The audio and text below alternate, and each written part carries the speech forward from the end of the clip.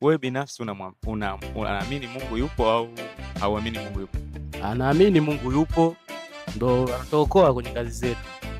Aha, sawa Brian. Na Mungu akikuangalia sasa hivi Brian, Mungu anakufurahia au anakukasirikia?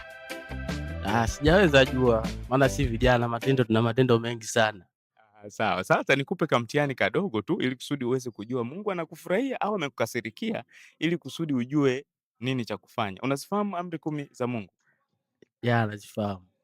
Ehe, Mungu ameweka siku ambayo atatuhukumu wanadamu wote na atatumia amri 10 za Mungu.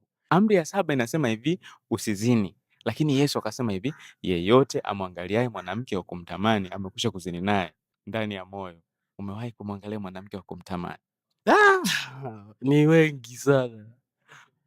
Sawa. Sasa Brian, mimi sikuhukumu, lakini wewe mwenyewe umekiri kwamba ni mwongo, ni mwizi, unazini ndani ya moyo, na yamkini umewahi kufanya uasherati.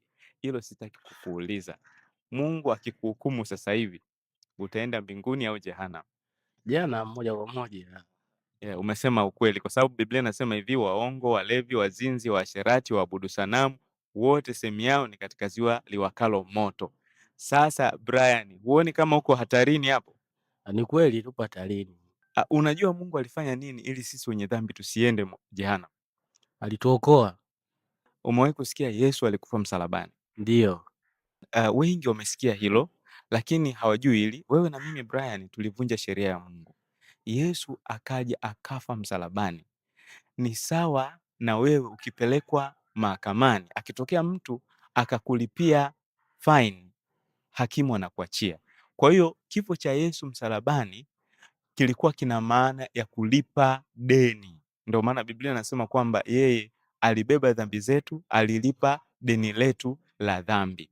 Sisi tulistahili kufa, lakini yeye akawa sadaka kwa ajili ya dhambi zetu. Kwa hiyo ili usiende jehanamu, cha kwanza unatakiwa kutubu dhambi zako, na ukishatubu dhambi zako unaziacha. Yesu akamwambia yule mwanamke aliyefumaniwa kwenye uzinzi, akamwambia mimi sikuhukumu, enenda zako usitende dhambi tena. Na kitu cha pili, unaokoka, yani unampokea Yesu kuwa Bwana na Mwokozi wa maisha yako.